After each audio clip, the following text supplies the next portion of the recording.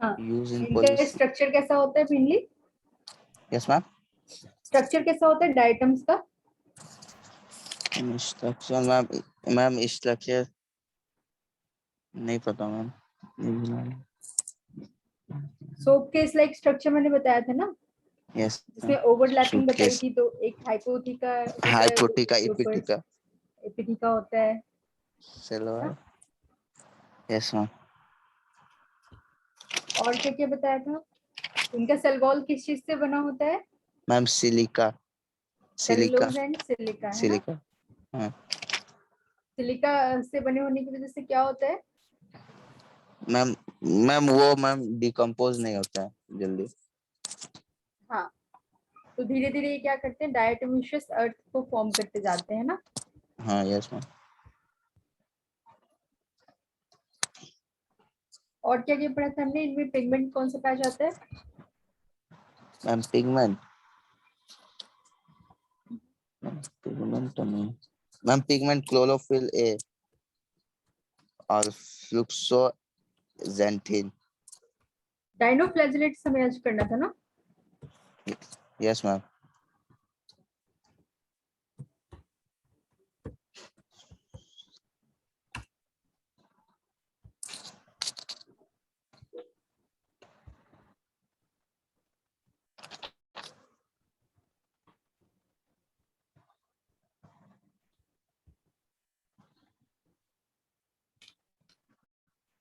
Okay, उससे पहले आप लोग एक चीज नोट डाउन करेंगे।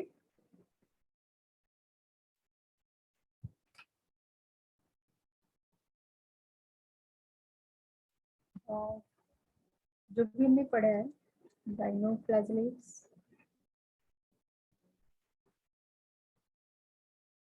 डायटम्स एंड यूग्लिना, इन सब का class, phylum and class note down करेंगे। ठीक है, सो फाइलम, क्लास, टैक्सोनॉमी की क्या क्या होती है? फाइलम, क्लास, देन क्या आता है? Order, order, family, family, genus, genus, species. तो डाइनोफ्लैजेलेट्स का जो फाइलम होता है वो होता है पायरोफाइटा।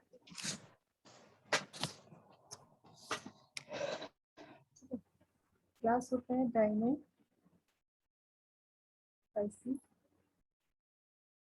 देन जीनस आप लोग के लिए इंपॉर्टेंट है, ये तीन चीजें ही पढ़ेंगे, फाइलम, क्लास एंड जीनस।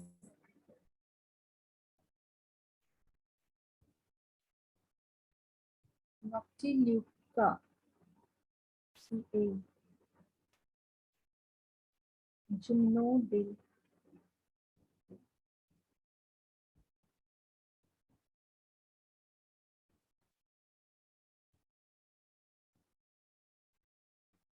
ये सारे एग्जांपल्स में है, जिसमें हमारे लिए नॉक्टिल्यूका इंपॉर्टेंट है एंड ठीक है गोनियोलॉक्स।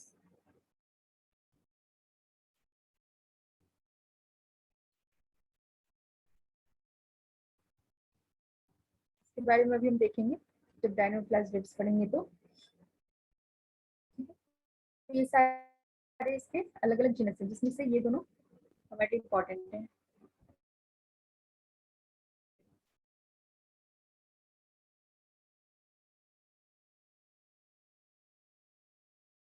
होता है क्राइजोफाइटा।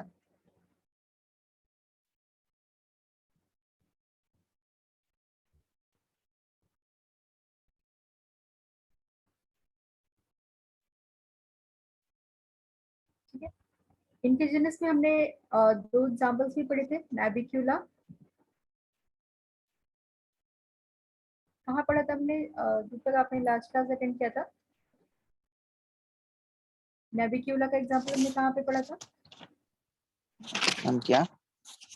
नैबिक्यूला एंड माइलोसिरा, हमने दो एग्जांपल्स पढ़े थे ना डायटम्स के अंदर, ये इनके जीनस भी होते हैं। ठीक है, सो कहाँ पे पढ़ा अच्छा था हमने ये दोनों एग्जांपल्स को?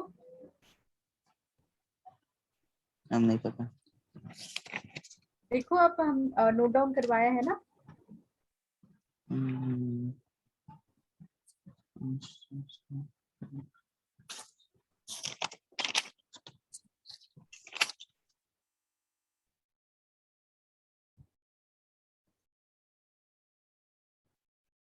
इनका जिनस यूग्लिना एंड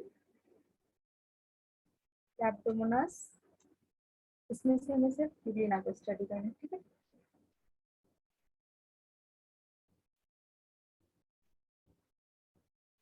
हाँ, नाभिक्यूला एंड माइलोसेरा हमने दो स्ट्रक्चर पढ़ा था, इनका सिमेट्री पढ़ी थी इनकी दो, आप देखो। Yes, ma'am. Bilateral symmetry and radial symmetry. जो पिन्नेट टाइप का पढ़ा था ना हमने, बाइलेटरल सिमेट्री इस तरीके का था, हाँ. ठीक है। Yes, यहाँ ma'am. से डिवीजन हो सकता है, ये नाभिक्यूला का एग्जांपल था। एंड एक हमने रेडियल सिमेट्री पढ़ी थी जिसमें डिवीजन किसी भी प्लेन से हो सकता है, ठीक है। तो वो किस एग्जांपल है, मैलोसिरा का।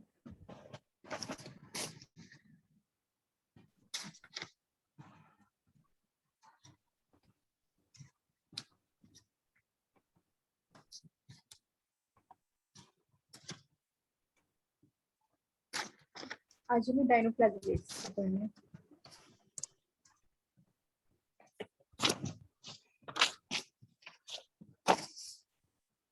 डायनोफ्लाजेलेट्स, इन्हें हम पायरोफाइटा भी बोलते हैं, ठीक है। पायरोफाइटा का मतलब क्या होता है, देखो। पायरोफाइटा, अभी हमने स्टडी किया कि इनका फाइलम क्या होता है, पायरोफाइटा, है ना। सो पायरोफाइटा का मेनली मतलब क्या होता है कि फायर एल्गे, इनके पास क्या होती है ना, एक क्वालिटी होती है बायोल्यूमिनेसेंस की, मतलब ये इन अपने अंदर से ये लाइट प्रोड्यूस कर सकते हैं, ठीक है। सो इसलिए इन्हें हम पायरोफाइटा भी कहते हैं।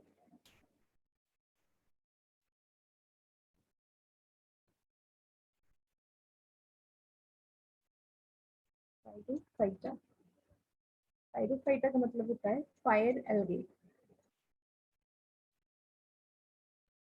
ठीक है। मेन जो भी क्वालिटीज हैं इनकी कैसी है, प्लांट लाइक है ना, एल्गे की लाइक होती है। सो इसलिए हम इन्हें फायर एल्गे बोल रहे हैं। फायर एल्गे का मतलब क्या है, क्यों बोल रहे हैं, बिकॉज ऑफ बायोल्यूमिनेसेंस, ठीक है। लाइट प्रोड्यूस कर सकते हैं। इनका एग्जांपल होता है नॉक्टिल्यूका,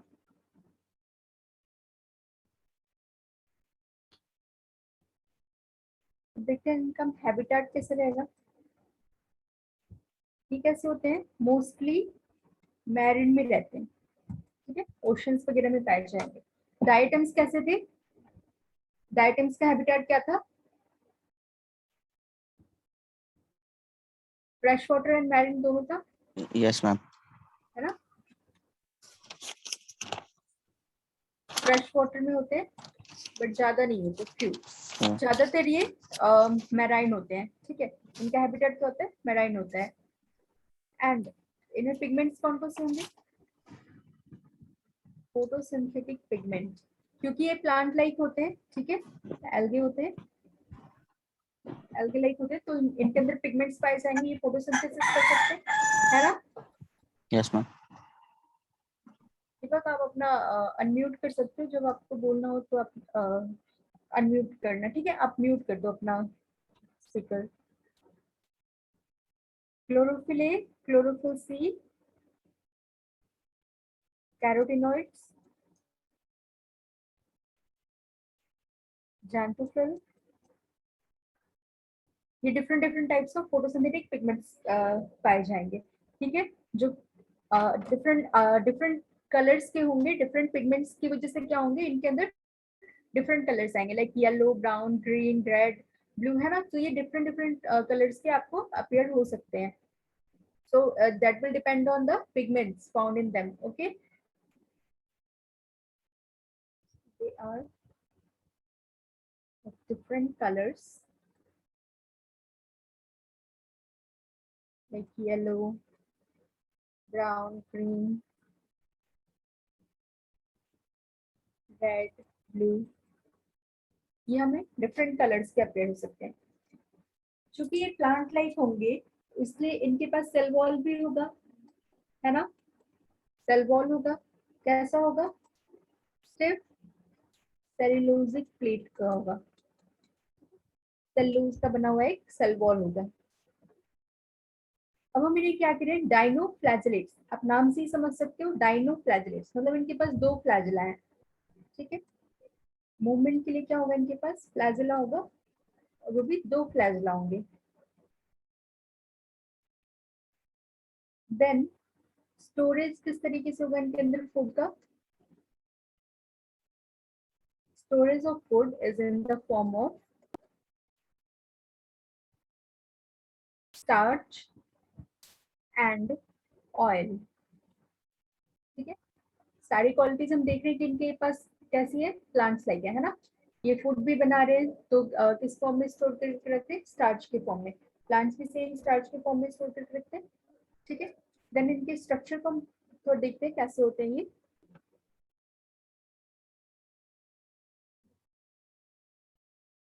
इस तरीके के सेलुलोजिक प्लेट्स से बने होंगे।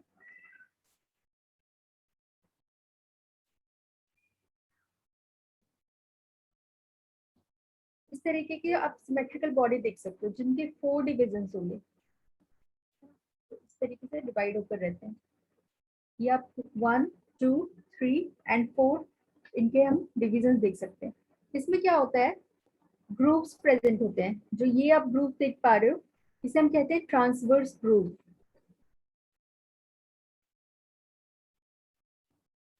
ठीक है। एंड ये जो लॉन्गिट्यूडिनली प्रेजेंट होता है इसे बोलते हैं लॉन्गिट्यूडिनल ग्रूव, ठीक है। फिर इनके पास दो फ्लैजिला होते हैं, एक फ्लैजिला यहाँ प्रेजेंट होगा इस तरीके से, एंड दूसरा फ्लैजिला इस तरीके से प्रेजेंट होता है, ठीक है। तो इसे हम कहते हैं transverse flagella and this is longitudinal flagella, longitudinal flagella and this is transverse flagella, ठीक है। इनके ऊपर जो कवरिंग होगी कैसी होगी, सेलुलोज की होगी, सेलुलोजिक स्टिफ प्लेट, है ना। अच्छा, इनका मूवमेंट कैसा होता है, क्योंकि इनके पास दो फ्लैजिला हैं तो एक तो ये अपने एक्सिस पे भी रोटेट करते हैं, ठीक है।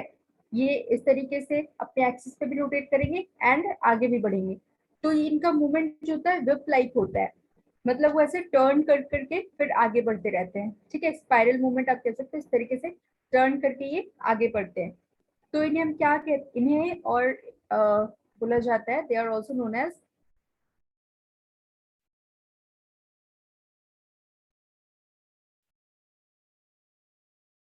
वर्डलिंग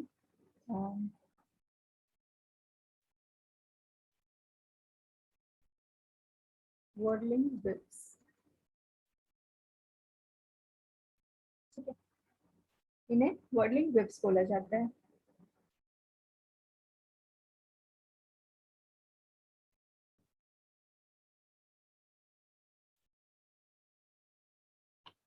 अच्छा, प्राइमरी प्रोड्यूसर्स ऑफ ओशंस हमने क्या पढ़ा था, कौन होते हैं primary producers of ocean,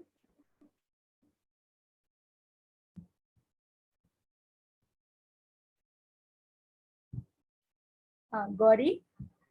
last class में मैंने आपको बताया था, आप लोग को क्वेश्चंस भी सॉल्व करवाए थे बहुत सारे, है ना, कि प्राइमरी प्रोड्यूसर्स ऑफ ओशन हम किसे कहते हैं,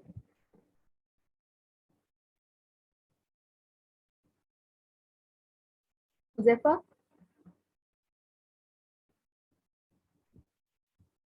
हाँ बोलो, कोई भी बताओ कौन होते हैं primary producers of ocean.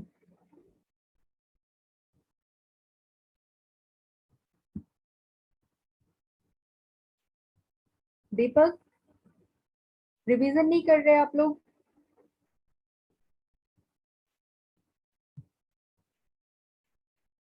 Hello, अभी अनम्यूट कर सकते हो दीपक।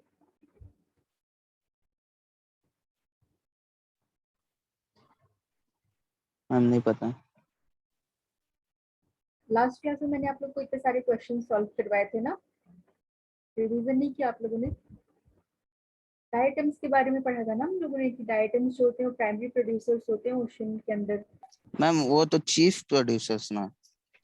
हाँ तो एक ही बात तो हुई ना, चीफ प्रोड्यूसर हो या प्राइमरी प्रोड्यूसर हो, मतलब सबसे ज्यादा कौन कर रहा है प्रोडक्शन, डायटम्स कर रहे हैं, ठीक है। यस तो मैम। जो डाइनोफ्लैजिलेट्स होते हैं वो सेकेंडरी प्राइमरी प्रोड्यूसर्स होते हैं आफ्टर डायटम्स। डायटम्स के बाद अगर पूछा जाए कि सेकेंडरी प्राइमरी प्रोड्यूसर्स कौन है तो हम बोलेंगे डाइनोफ्लैजिलेट्स, ठीक है। तो अब हमेशा ये बात ध्यान में रखना,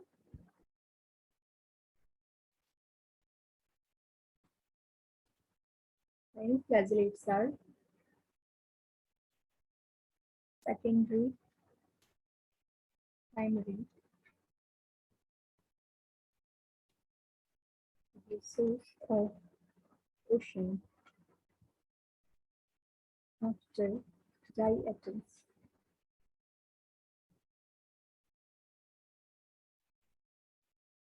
ठीक है।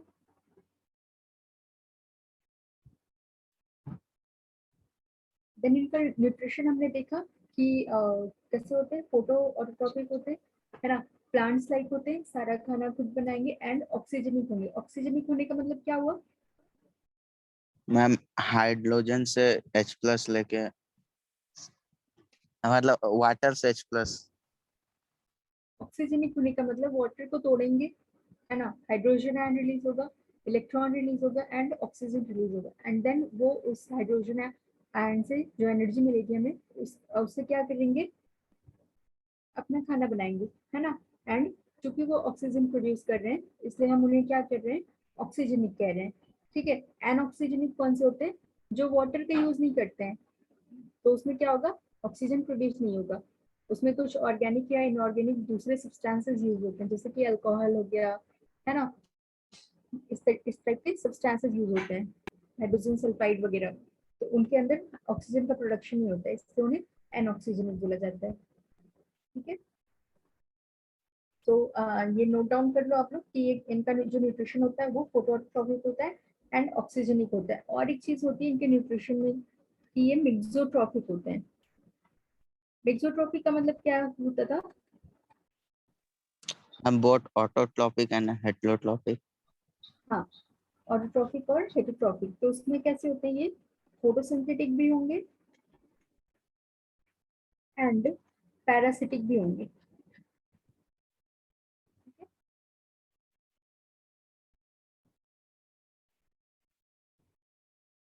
मिक्सोट्रॉपिक डाइनोफ्लैजिलेट्स का अगर हम एग्जांपल है तो क्या हो जाएगा, गोनियोलॉक्स, ठीक है। ये सबसे ज्यादा इंपॉर्टेंट है गोनियोलॉक्स आप लोग के लिए, क्योंकि ये क्या करते हैं गोनियोलॉक्स, ये रेड टाइड के लिए रिस्पॉन्सिबल होते हैं, दे आर रिस्पॉन्सिबल, यहाँ से हमेशा क्वेश्चन आता है, रिस्पॉन्सिबल फॉर रेड टाइड, ठीक है। तो ये चीज आप हमेशा ध्यान रखोगे। रेड टाइड का फॉर्मेशन कैसे होता है, रेड डाइनोफ्लैजिलेट्स होंगे, रेड डाइनोफ्लैजिलेट्स जिन्हें हम गोनियोलॉक्स बोल रहे हैं, ठीक है। ये क्या करेंगे, इनका रैपिड मल्टीप्लिकेशन स्टार्ट हो जाता है, मीन्स ये बहुत ही जल्दी जल्दी डिवीजन करने लग जाते हैं, रैपिड मल्टीप्लिकेशन होने लगेगा, बहुत ही फास्ट डिवीजन होगा। एंड उसकी वजह से क्या होगा, ये अपने नंबर्स को बहुत ज्यादा इंक्रीज कर लेंगे, जिसकी वजह से जो पूरा एरिया है वो पूरा रेड अपीयर होने लगेगा, ठीक है। इसी को बोला जाता है रेड टाइड्स।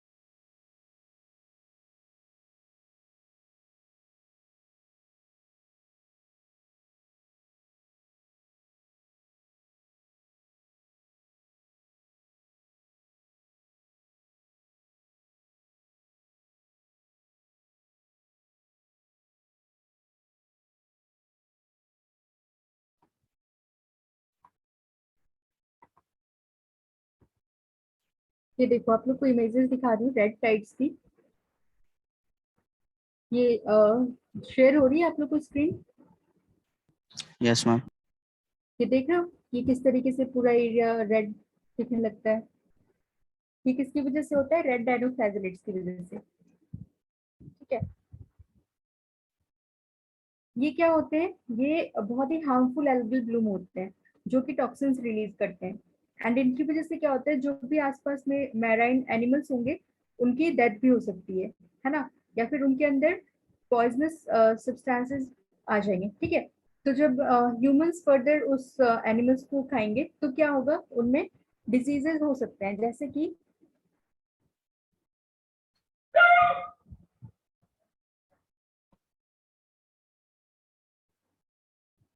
ये क्या होते हैं red tides, these are harmful algal blooms.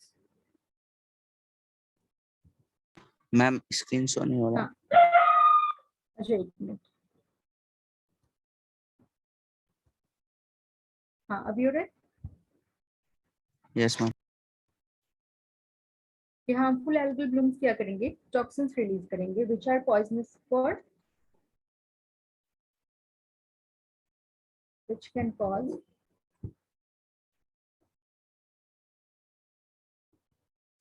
shellfish poisoning।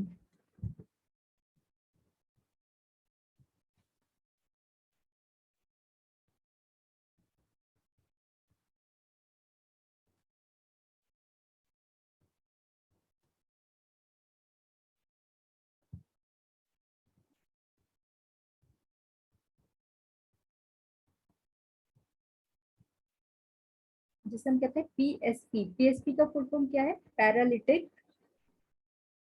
Shellfish poisoning.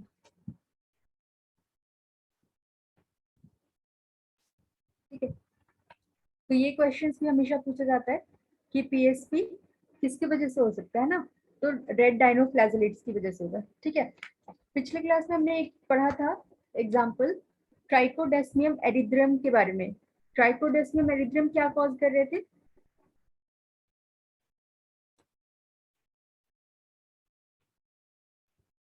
Red सी के बारे में पढ़ा था हमने पिछली क्लास में। रेड सी, आज क्या पढ़ रहे हैं हम? Red Tide. क्या डिफरेंस है दोनों में?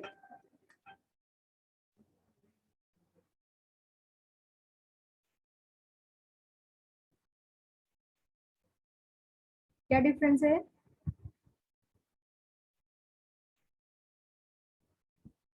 जो रेड सी है ये ट्राइकोडेस्मियम एरिथ्रियम कॉज कर रहे थे। याद आया? किसका एग्जाम्पल था ये?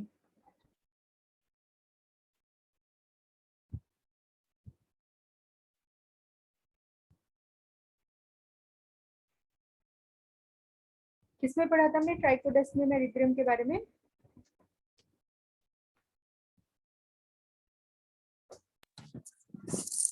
मैम यू बैक्टीरिया,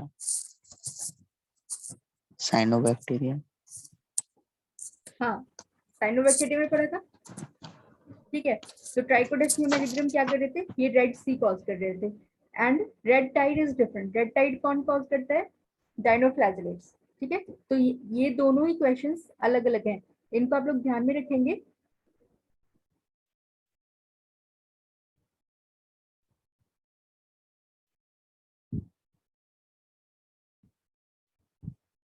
ठीक है, रेड टाइड के लिए कौन रिस्पॉन्सिबल है? गोनियोलॉक्स।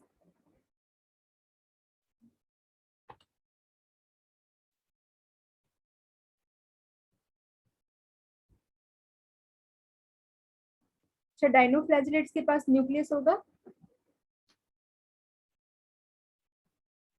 Yes ma'am. क्या होते हैं ये? यूनिसेलुलर यूकैरियोट्स होते हैं, है ना। तो यूकैरियोट्स है तो इनके पास न्यूक्लियस तो होगा। ठीक है, तो कैसा होगा? इनके न्यूक्लियस को बोला जाता है गाइनोकैरियन। ठीक है, karyon term is for nucleus, है ना।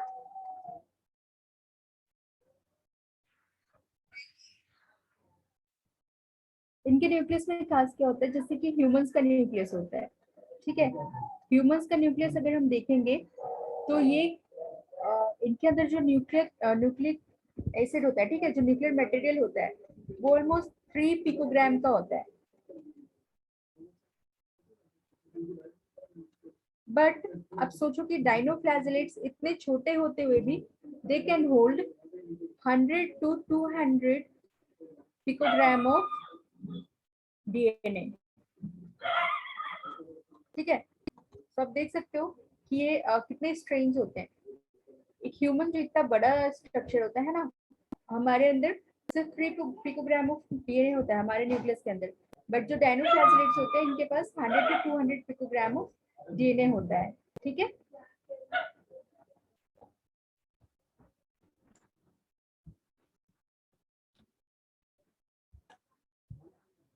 अभी हमने डायनोफ्लैजेलेट्स का स्ट्रक्चर देखा था। इनमें क्या होता है, इनके पास शील्ड लाइक स्ट्रक्चर होता है ना।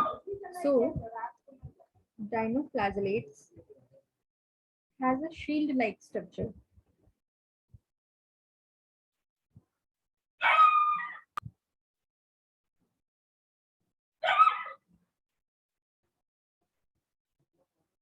जिसे क्या कहते हैं, known as हिका और लॉरिका, ठीक है। हिका या लॉरिका हम उस शील्ड लाइक स्ट्रक्चर को बोलते हैं। देन क्या होता है, further this and lorica has pectin and cellulose, ठीक है। सेलुलोजिक स्ट्रक्चर होता है, हमने देखा था, एंड पेक्टिन भी होते हैं उनके अंदर। इसलिए इन्हें क्या बोला जाता है,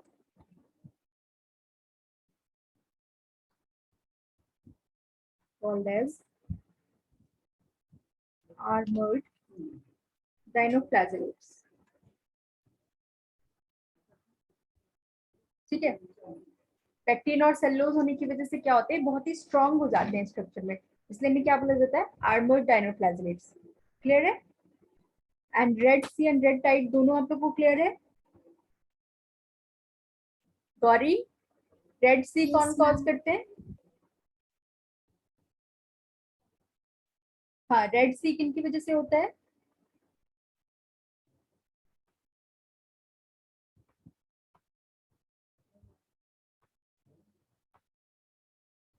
अभी बताया ना मैंने, किन की वजह से हो रहा है रेड सी, कौन कॉज कर रहा है, which who are responsible for red C?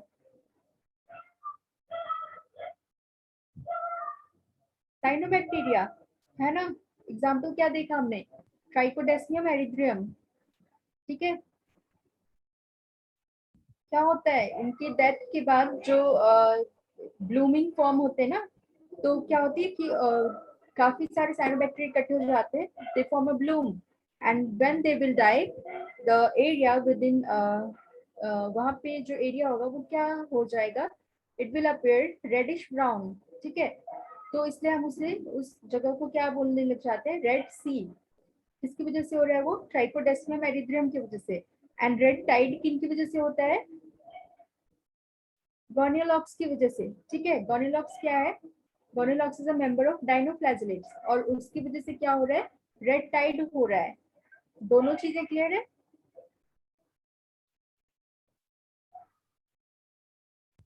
Yes ma'am. Okay.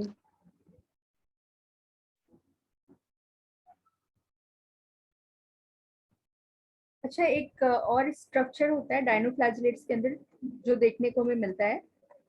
तो डाइनोफ्लैजेलेट्स, और इनके अंदर हमें मीजो कैरियन देखने को मिलता है। मीजो कैरियन क्या होता है, कैरियन से आप लोग क्या समझते हो? न्यूक्लियस। कैरियन का मतलब न्यूक्लियस होता है, ठीक है।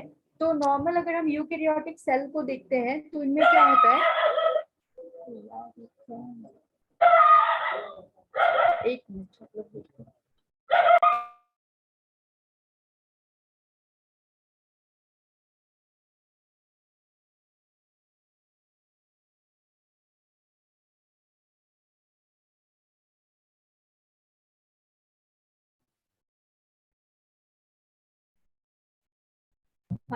तो नॉर्मल जब हम यूकैरियोटिक सेल डिवीजन देखते हैं तो क्या होता है इंटरफेज के बाद, ये जो आपका न्यूक्लियस होता है, न्यूक्लियोलस होता है इसके अंदर, ठीक है। तो हम देखते हैं कि न्यूक्लियोलस एंड न्यूक्लियर मेम्ब्रेन दोनों डिसअपियर होते हैं। याद है ना आप लोगों को, जब आप माइटोसिस पढ़ते हो, मियोसिस पढ़ते हो, तो उसके अंदर हम पढ़ते हैं interphase, prophase, metaphase, anaphase, telophase, है ना, 4 फेजेस होते हैं। देन प्रोफेज के अंदर क्या होता है, जब प्रोफेज की स्टार्टिंग होती है, जब आपका जो क्रोमैटिन मटेरियल होता है वो क्रोमोसोम फॉर्मेशन करने लगता है, उसके बाद क्या होता है, हमारे न्यूक्लियर मेम्ब्रेन एंड न्यूक्लियोलस जो होते हैं वो दोनों ही डिसअपियर हो जाते हैं, ठीक है। बट डायनोफ्लैजिलेट्स के अंदर क्या होता है, ऐसा नहीं होता है। जब इनका सेल डिवीजन स्टार्ट होता है, जब इंटरफेज होता है, जब कंडेंसेशन स्टार्ट होता है क्रोमैटिन मटेरियल का, तो जो न्यूक्लियर मेम्ब्रेन होता है एंड न्यूक्लियोलस होता है वो डिसअपियर नहीं होता है, ठीक है। तो उस स्ट्रक्चर को हम लोग बोलते हैं मेसोकैरियन। क्लियर है? ड्यूरिंग नॉर्मल और eukaryotic cell division, nucleolus and nuclear membrane disappears, है ना, दोनों ही डिसअपियर्स हो जाते हैं नॉर्मल यूकैरियोटिक सेल डिवीजन के टाइम पे। But in case of dinoflagellates they don't disappear.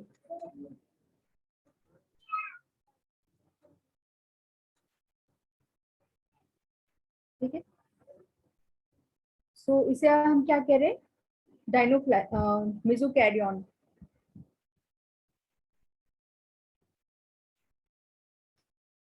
फिर इनके पास क्या होता है, एक नॉन कॉन्ट्रेक्टाइल वैक्यूल होता है। It has non contractile vacuole जिसे हम कहते हैं क्यूस्यूल,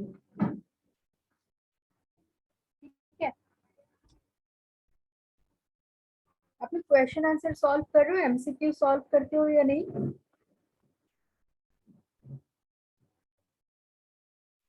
यस ठीक है। देन स्टार्टिंग में मैंने आपको बताया कि जो डायनोफ्लैजिलेट्स होते हैं इनके पास क्या प्रॉपर्टी होती है, इन्हें फायर एल्गे भी बोला जाता है ना, बायोल्यूमिनेसेंस की प्रॉपर्टी होती है। कभी कभी क्या होता है, इंडियन ओशन के पास जो एरिया होता है ना, वो पूरा का पूरा रात में, ऐसा देखोगे आप, गूगल में भी सर्च करके देख सकते हो कि पूरा का पूरा एरिया ब्लू अपीयर होने लगता है, ठीक है। तो वो किसकी वजह से होता है, वो हो रहा है डायनोफ्लैजिलेट्स की वजह से, है ना, क्योंकि इनके अंदर बायोल्यूमिनेसेंस की प्रॉपर्टी होती है, ठीक है। तो कुछ एग्जांपल्स हैं जैसे कि नॉक्टिल्यूका, नॉक्टिल्यूका, पायरोसिस्टिस, पायरोसिस्टिस एंड पायरोडिनियम, ठीक है। ये सारे किसके एग्जांपल्स हैं, डायनोफ्लैजिलेट्स के।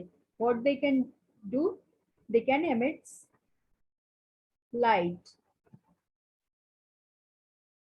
ड्यूरिंग नाइट, ठीक है। और जो नॉक्टिल्यूका है,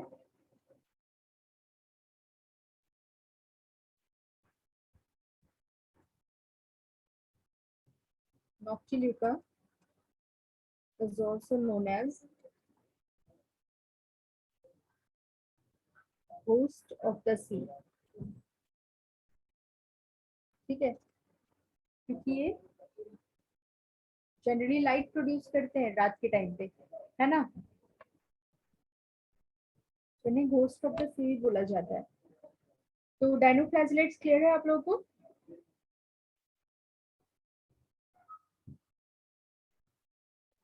यस मैम बाकी बच्चे, हुजैफा, यस मैम। दीक्षा, आपने लेट ज्वाइन किया?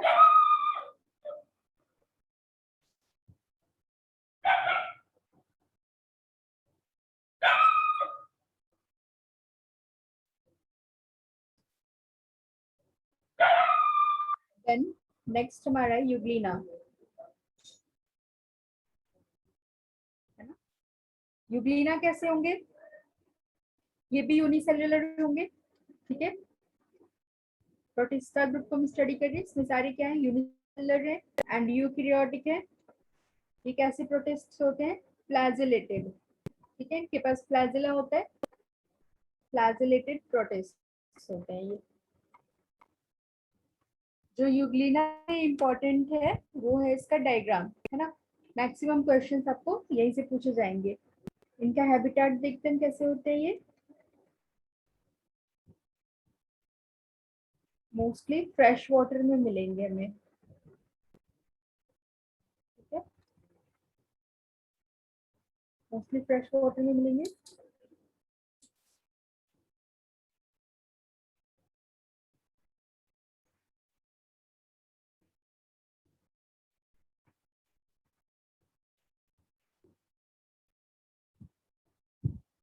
अच्छा, यूग्लिना के बारे में मैंने आप लोगों को पहले भी बताया कि ये क्या होते हैं, इन्हें हम कनेक्टिंग लिंक बोलते हैं ना।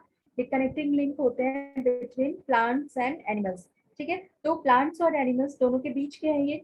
अभी तक हमने जो भी ग्रुप देखा, डायटम्स हो गए और एंड डायनोफ्लैजिलेट्स हो गए, इनके पास सेल वॉल प्रेजेंट था, है ना, सेलुलोज का सेल वॉल प्रेजेंट था। बट यूग्लिना के अंदर क्या होता है, सेल वॉल एब्सेंट होता है, their structure cell wall is absent, cell wall is absent.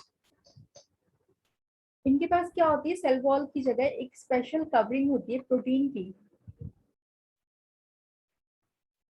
Special covering of protein is present, ठीक है। और ये कैसा होगा, जो कवरिंग होगी वो फ्लेक्सिबल टाइप की होगी, ताकि वो यूग्लिना को मूवमेंट में हेल्प कर सके। इस कवरिंग को हम क्या बोलते हैं, it is called pellicle, proteinaceous covering को बोला जाता है पेलिकल। तो इनके पास सेल वॉल नहीं होगा, सेल वॉल की जगह क्या होगी, एक प्रोटीनिशियस कवरिंग होगी जिसे हम पेलिकल बोलेंगे, ठीक है।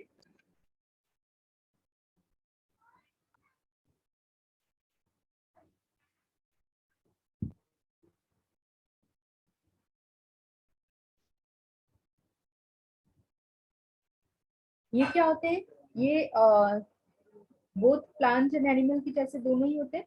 So it may be chlorophyllous, chlorophyllous का मतलब इनके पास क्लोरोफिल प्रेजेंट भी हो सकता है या तो एब्सेंट भी हो सकता है। तो हम क्या बोलेंगे, इट मे बी क्लोरोफिलस और ए क्लोरोफिलस, ठीक है। इसका मतलब क्लोरोफिल हो भी सकता है और नहीं भी हो सकता है। इनका स्ट्रक्चर देखेंगे हम, यूग्लिना कैसे होते हैं।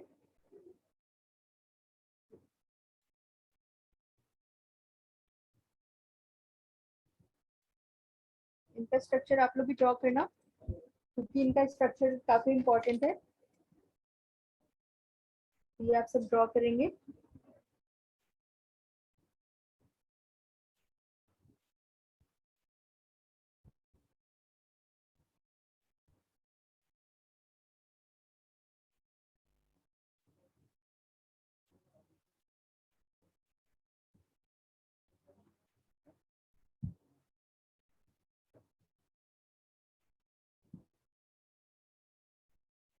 देखो, इनके पास एक बड़ा फ्लैजिला होता है और एक छोटा फ्लैजिला होता है।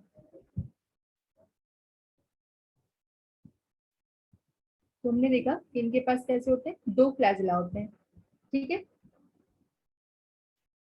एंड आप यहाँ पे देखोगे कि आपको इस तरीके से थोड़ा स्वेलिंग लाइक स्ट्रक्चर दिखेगा, है ना।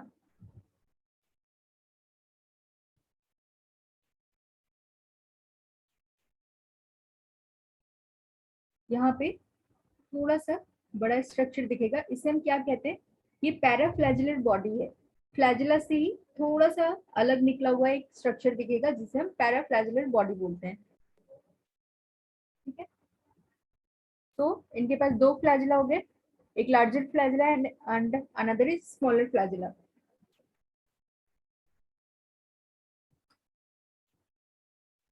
इनके पास क्या होता है, पैराफ्लैजिलर बॉडी के जस्ट सामने ही एक आई स्पॉट प्रेजेंट होगा जिसे हम स्टिग्मा भी बोलते हैं। ये आई स्पॉट क्या करते हैं, जब भी लाइट आती है ना तो उसको सेंस करने का काम करते हैं। ठीक है, लाइट को सेंस करेंगे एंड अपना मूवमेंट लाइट की ओर करेंगे या फिर फोटोसिंथेसिस करने में यूज करेंगे लाइट का, है ना। सो ये जो है रेड कलर का दिखा रही हूँ, ये क्या है, आई स्पॉट। ठीक है,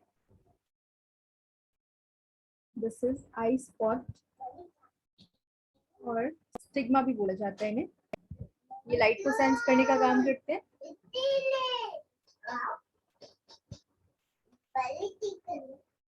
देन यहाँ पे क्या होगा, एक कॉन्ट्रेक्टाइल वैक्यूल प्रेजेंट होगा।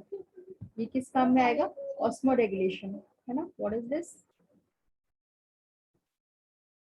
Contractile vacuole. ठीक है,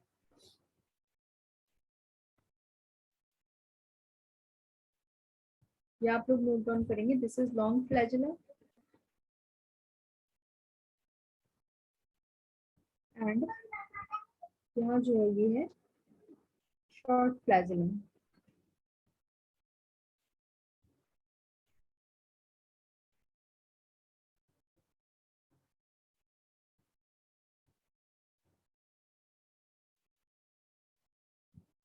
ये जो एरिया आप देख पा रहे हो ना, ये पूरा एरिया क्या है, ये रिजर्वॉयर होता है।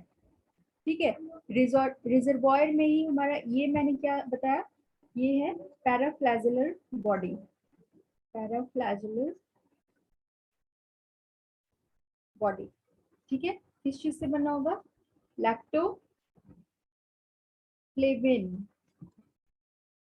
पैराफ्लैजिलर बॉडी का भी क्या काम होता है, ये भी सेंस करने का काम करते हैं। ठीक है, सो आई स्पॉट एंड पैराफ्लैजिलर बॉडी जो होते हैं दोनों ही लाइट को सेंस करने का काम करते हैं एंड देन अपना मूवमेंट उस तरफ करेंगे, है ना। फिर इनके पास दो फ्लैजिला होता है, हमने देखा लॉन्ग फ्लैजिला है एंड शॉर्ट फ्लैजिला है। ये क्या करेंगे, मूवमेंट में हेल्प करेंगे। कॉन्ट्रेक्टाइल वैक्यूल है, contractile vacuole is for osmoregulation. Then इनके पास अब देखोगे लोअर बॉडी की साइड न्यूक्लियस प्रेजेंट होगा। ठीक है, चूंकि ये यूकैरियोटिक है सो न्यूक्लियस भी होगा, न्यूक्लियर मेम्ब्रेन भी होगा एंड न्यूक्लियोलस भी होगा इनके अंदर, है ना। इनके न्यूक्लियस में हमें क्या क्या देखने को मिलेगा, तो न्यूक्लियस है जिसके अंदर न्यूक्लियोलस भी होगा, इनके सराउंडिंग में न्यूक्लियर मेम्ब्रेन भी होगा।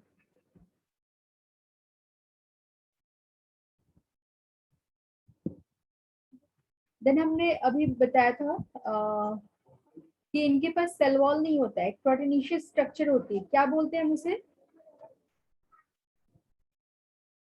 क्या बोला जाता है, इसके पास जो प्रोटीनिशियस स्ट्रक्चर है, इस तरीके से समझो उसे कवर करके रखा हुआ है, सेल वॉल नहीं है, ये प्रोटीनिशियस स्ट्रक्चर है ना।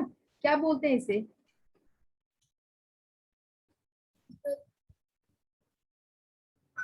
हाँ बोलो,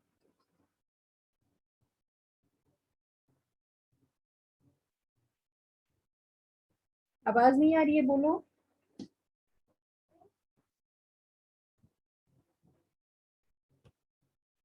मैम प्रोटीन कवरिंग। हाँ प्रोटीन कवरिंग होती है, इसे क्या बोलते हैं, पेलिकल। पेलिसिन। पेलिकल बोलते हैं, है ना। पेलिकल। ठीक है,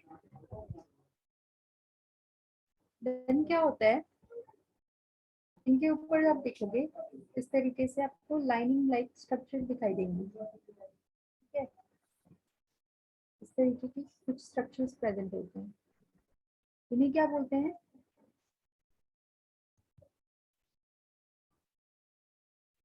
ये बोला जाता है मायोनिंग्स। मायोनिंग्स क्या करते हैं, ये भी यूग्लिना को मूवमेंट में हेल्प करेंगे।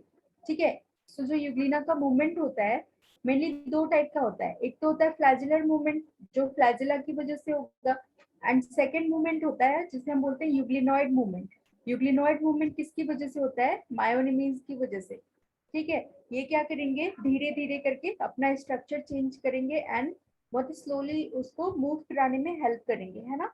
तो कॉन्ट्रैक्ट करेंगे, रिलैक्स करेंगे। इस तरीके से मायोनेमीज काम करते हैं और क्या करते हैं वो यूग्लिनॉइड मूवमेंट में हेल्प करते हैं। क्लियर है? और फर्दर क्या होगा इनके पास?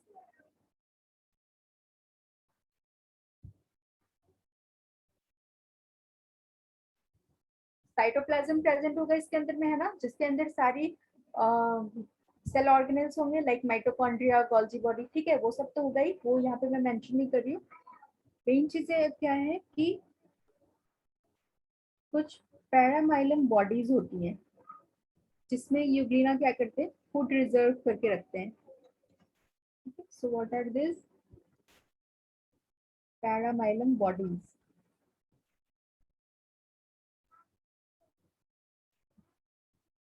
एंड यहाँ पे क्या था, रिजर्वॉयर, ये क्या था,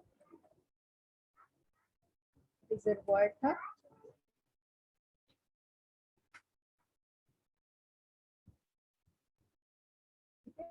कुछ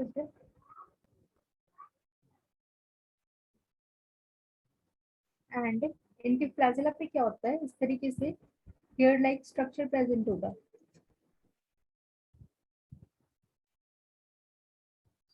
इसे क्या बोलते हैं, हेयर लाइक स्ट्रक्चर को?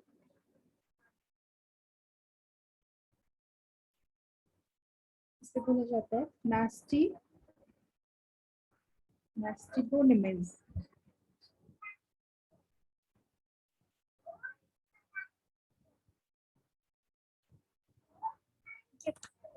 सो यही से जो क्वेश्चंस आपके बनेंगे यूग्लिना में वो मेनली इस स्ट्रक्चर के बेसिस पे ही बनेंगे।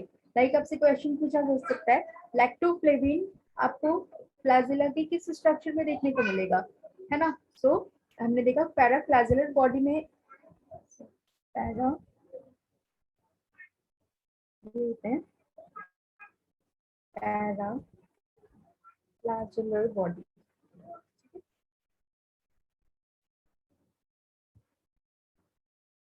स्ट्रक्चर सभी को क्लियर है?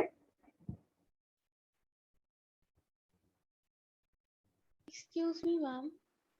हाँ बोलो। मैम मैम मायोनीम्स में क्या बोला था आपने फंक्शन? मायोनिम्स क्या होते हैं ना कि मेनली वो कंट्रैक्शन और रिलैक्सेशन में हेल्प करते हैं।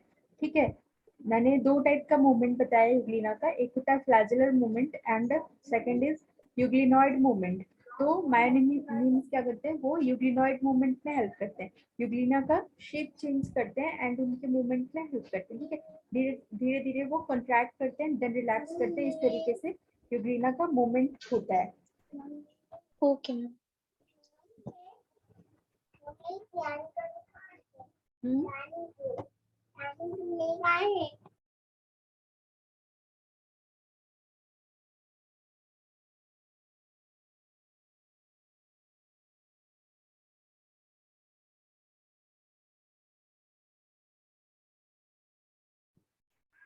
तो इसके मेन स्ट्रक्चर्स को हम लोग नोट डाउन कर लेते हैं।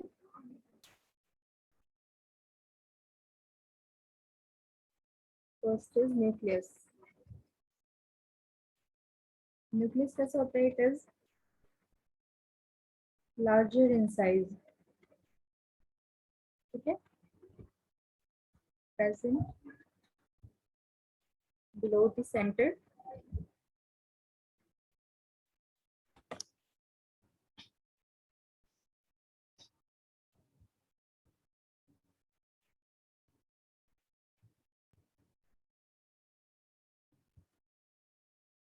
मायोनिम्स। ये क्या होता है,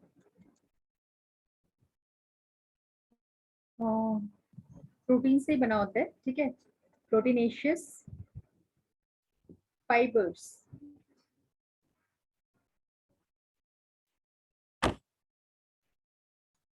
embedded inside the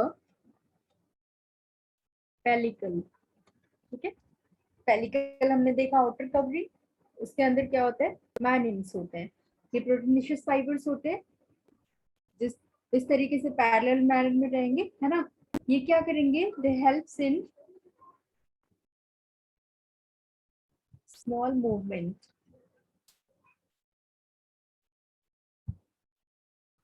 and locomotion.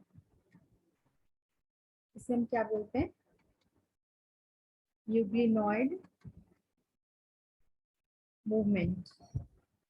ठीक है। कॉन्ट्रेक्टाइल वैक्यूल का क्या काम होता है, क्या करेंगे यहाँ पे contractile vacuole, osmoregulation. Osmoregulation, expression and osmoregulation.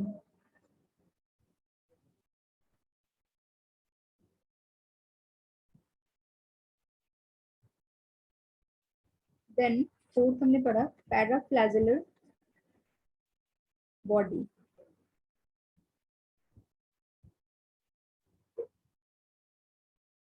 क्या करते हैं paraflagellar body, Ma'am, helps in movement. हाँ फोटो सेंस करने का काम करते हैं, है ना, लाइट को हाँ। सेंस करने का काम करते हैं। So they are present at the junction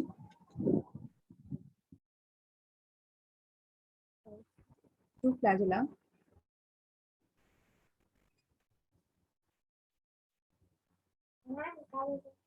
अच्छा, जो सेकंड फ्लैजेला है, जो छोटे फ्लैजेला होंगे वो क्या करेंगे, they will help in injection of food. ठीक है, फूड को खाने का काम करेंगे। ये जो हमने रिजर्वॉयर देखा था ऊपर,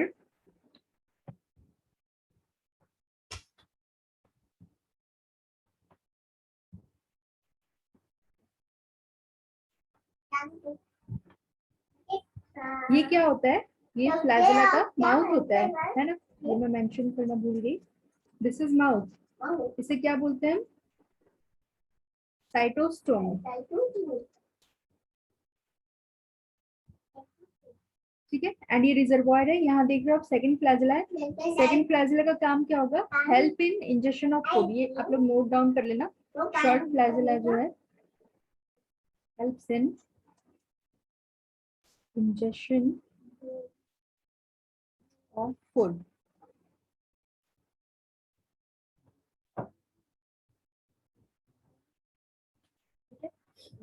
हाँ, देन यहाँ पे कुछ चीजें और रह गई इस तरीके से, क्लोरोप्लास्ट भी होंगे, है ना। क्लोरोप्लास्ट क्या करेंगे, फोटोसिंथेसिस में हेल्प करेंगे। ठीक है,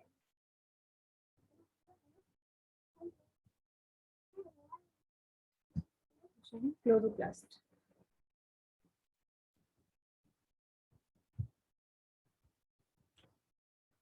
then fifth is eye spot.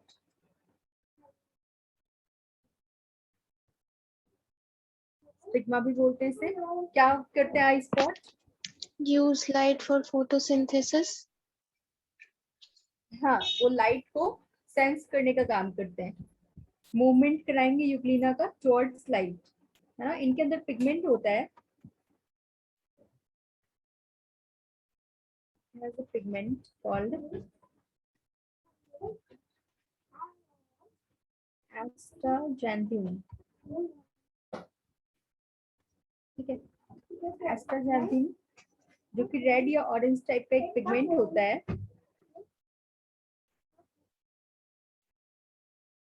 which will help in movement towards light।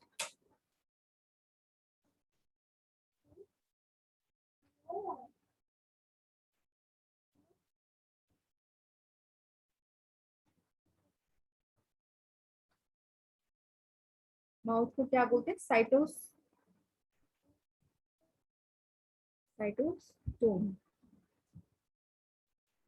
ठीक है, ये क्या करेंगे, फूड को इंजेस्ट करने का काम करेंगे। एंड देन क्लोरोप्लास्ट होगा,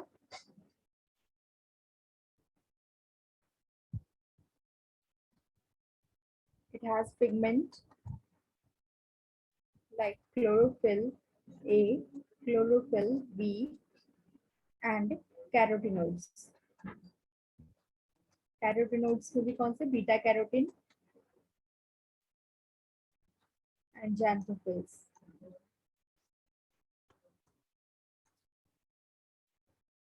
ठीक है,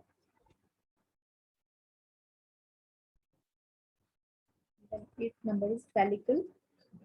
Pellicle is outer covering.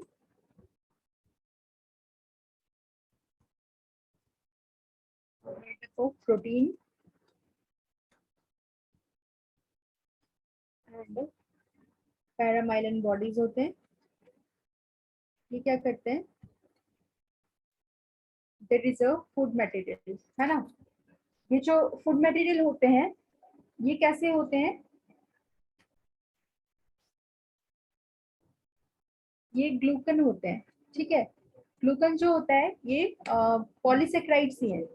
जैसे कि हमारा स्टार्च है, बट ये स्टार्च नहीं होते हैं. ठीक है, क्योंकि जब इसे ट्रीट किया गया yes ma'am, like ma'am non sugars के चेन्स होते हैं. हाँ, नॉन शुगर चेन होते हैं ना. वो क्या टर्म था मैं भूल रही हूँ. जब इन्हें वो केमिकल होता है उससे ट्रीट किया जाता है तो ये ब्लू कलर नहीं शो करते हैं. आयोडीन ट्रीटमेंट किया जाता है ना. Yes ma'am, yes ma'am. Iodine और वो टर्म मैं भूल मैम रही हूँ, वो आप लोग को KOH देख डालते हैं, पोटाशियम हाइड्रोक्साइड, ऐसा कुछ. नहीं I'm नहीं, sorry, स्टार्च का. हाँ, स्टार्च का मैं वो आपको देखकर बता दूंगी वो क्या होता है उसका reaction. Yes ma'am, yes ma'am. उसकी वजह से क्या टेंथ होता है क्लास ना में पढ़ी कि थी. हाँ, तो ये नॉन स्टार्च होता है ग्लूकन जिसे हम बोलते हैं. तो जो पैरामाइलिन होता है ना वो नॉन स्टार्च टाइप का होता है. ठीक है, तो ये चीज आप लोग ध्यान रखेंगे. ये पॉलीमर ऑफ ग्लूकोज तो होता है बट ये स्टार्च नहीं होता, अदर देन स्टार्च होता है. एंड इनमें जो लिंकिंग होती है वो होती है इनके पास बीटा 1,3 ग्लाइकोसिलिक बॉन्ड होगा. ठीक है, ग्लूकन के बीच में जो बॉन्ड्स प्रेजेंट होंगे वो होंगे बीटा 1,3 ग्लाइकोसिलिक बॉन्ड्स. तो ये स्ट्रक्चर ऑफ यूग्लिना हो गया. देन न्यूट्रिशन ऑफ यूग्लिना हम स्टडी करेंगे. न्यूट्रिशन ऑफ यूग्लिना कैसे होते हैं? यूग्लिना में न्यूट्रिशन मिक्सोट्रॉफिक होते हैं. ये मिक्सोट्रॉफिक का मतलब yes ma'am. Ma'am heterotrophic plus autotrophic. हाँ, तो ये ऑटोट्रॉफिक भी होंगे एंड हेटेरोट्रॉपिक भी होंगे, है ना. मोस्टली जब डार्क कंडीशन होगी, ठीक है, लाइट में तो they will behave like autotrophs. जब डार्क होगा, लाइट नहीं होगा, तो ये हेटेरोट्रॉप्स की तरह बिहेव करेंगे. उसमें भी मेनली ये सैप्रोफिटिक होंगे, है ना, जो डेड एंड डिकेइंग मैटर पे सरवाइव करेंगे. एंड ऑटोट्रॉपिक को हम क्या बोल सकते हैं? होलोफाइटिक. ठीक है, फाइटिक का मतलब, फाइटिक टर्म आप लोग मेनली याद रखना फॉर प्लांट्स. एंड जोइक जो होता है, जोइक टर्म इज फॉर एनिमल्स. तो प्लांट के केस में हम क्या बोल रहे हैं? होलोफाइटिक. और होलोजोइक होगा तो कैसा होगा? एनिमल के केस में होगा, है ना.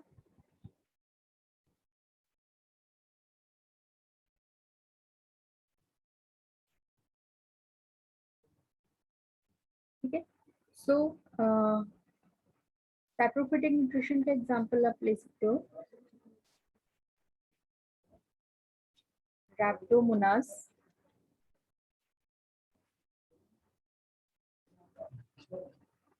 रैप्टोमोनास फॉस्टाटा. ठीक है, एंड इसका हो सकता है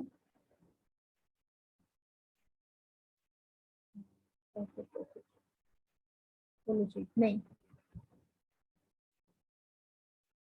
होलोजोइक न्यूट्रिशन. होलोजोइक न्यूट्रिशन अगर कोई यूग्लिना कर रहा है तो उसका एग्जांपल हो जाएगा पैरानीमा. ठीक है,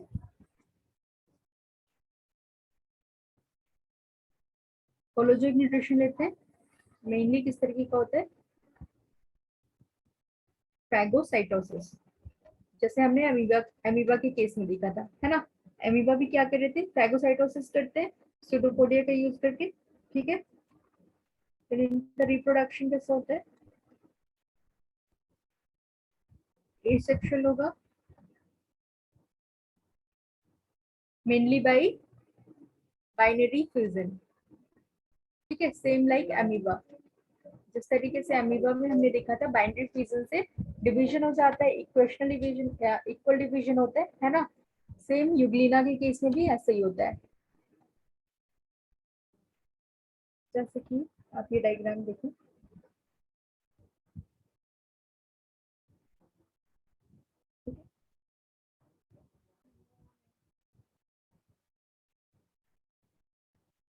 सपोज न्यूक्लियस है, इनका क्या होगा, ये लॉन्गिट्यूडिनली डिवाइड करेंगे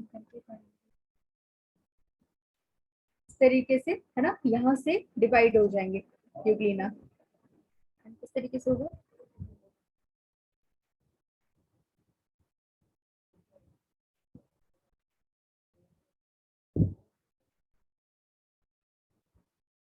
इस तरीके से दो पार्ट में डिवाइड करेंगे, ठीक है, दो फ्लैजेला बनेंगे एंड न्यूक्लियस डिवाइड करेगा।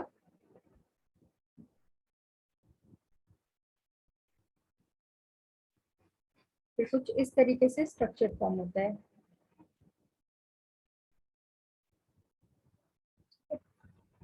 जब भी इस तरीके का डिवीजन होता है तो सबसे पहले क्या होता है, न्यूक्लियस का डिवीजन होता है एंड देन साइटोप्लाज्म डिवाइड करते हैं, है ना। अमीबा का केस भी मैंने जब फर्स्ट लेक्चर में आप लोग को बताया था, अमीबा में किस तरीके से बाइनरी फ्यूजन होता है, तो हमने क्या देखा था कि पहले कैरियोकाइनेसिस होती है, पहले न्यूक्लियस का डिवीजन होता है एंड देन साइटोकाइनेसिस होती है ना, साइटोप्लाज्म का डिवीजन हो जाएगा।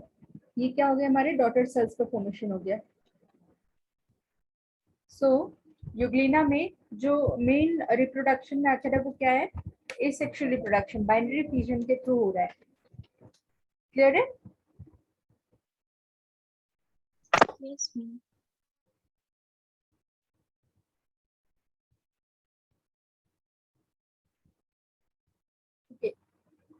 सेकेंड चीज क्या होती है कि जब कंडीशंस अनफेवरेबल होती है, जब अनफेवरेबल कंडीशन होगी,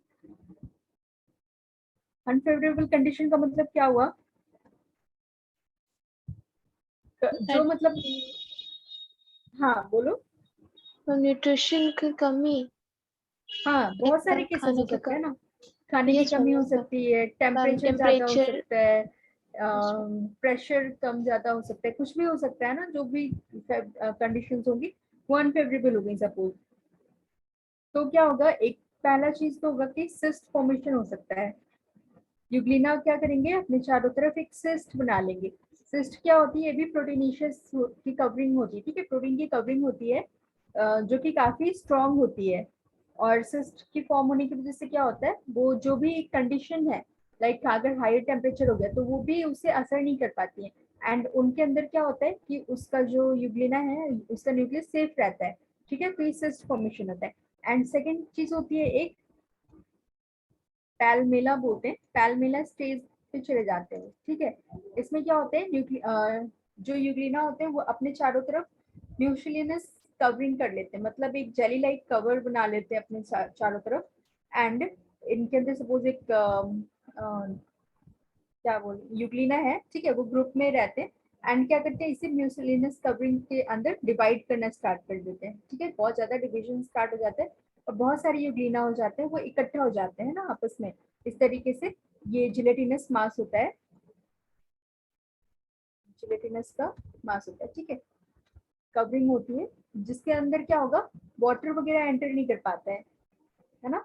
तो यहाँ पे क्या होगा कि एक इस तरीके से वो अपने आप को कवर कर लेंगे एंड जब भी फेवरेबल कंडीशंस आएंगी तो ये कवर क्या होगा, टूट जाएगा और फिर सारे बाहर निकल जाएंगे, ठीक है। सो सिस्ट फॉर्मेशन में क्या लिख सकते हैं हम, it forms during unfavourable condition and cyst क्या होते हैं, cyst is a proteinaceous covering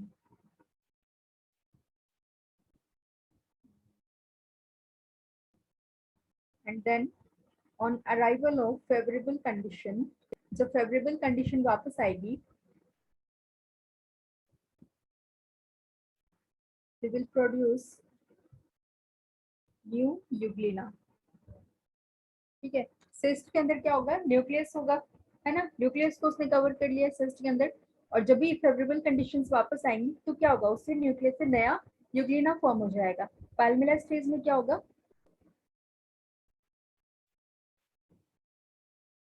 this is stage occurring under unfavorable condition in Euglena. ठीक है, इसमें क्या होगा, जब अनफेवरेबल कंडीशन आएगी तो इनका फ्लैजेला जो होगा वो निकल जाएगा। Their flagella will fall off, है ना, इनके फ्लैजेला रिमूव हो जाएंगे और बहुत सारे Euglena and number of Euglena come together, एक जगह इकट्ठा हो जाएंगे, come together and become embedded in a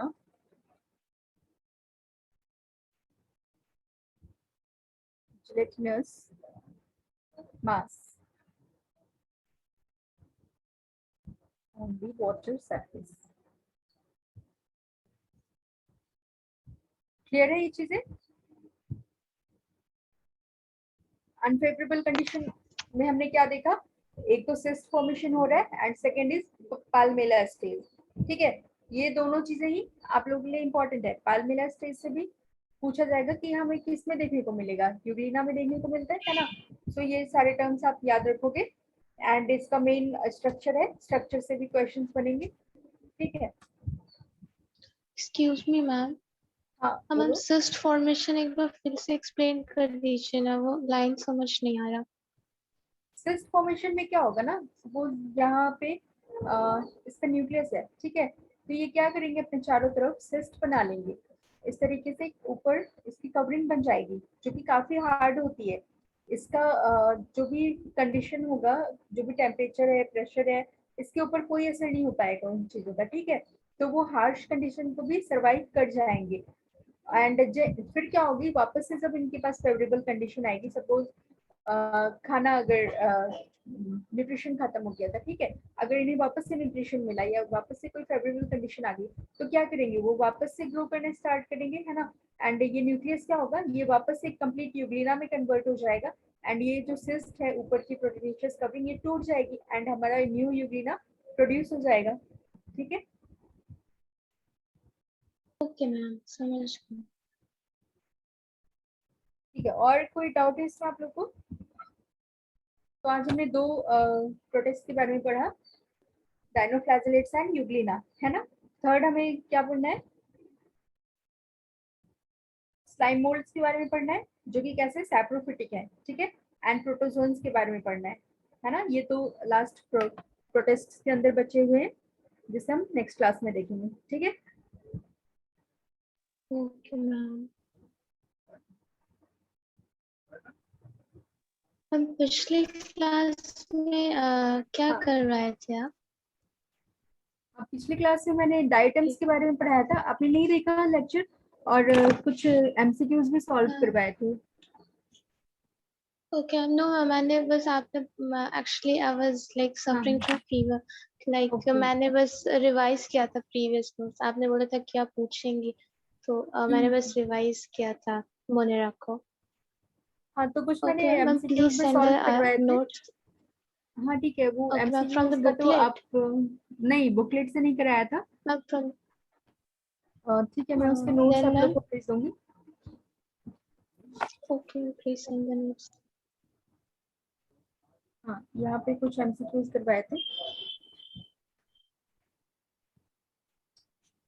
तो आप लोग इसे स्टडी करना, ठीक है। अगर इसमें से कोई भी टर्म आपको समझ में नहीं आता है तो मैं नेक्स्ट क्लास में आपको समझा दूंगी। Okay ma'am, please send the notes. Okay हाँ ठीक है, okay ma'am, thank you ma'am, thank you, bye. Bye bye ma'am.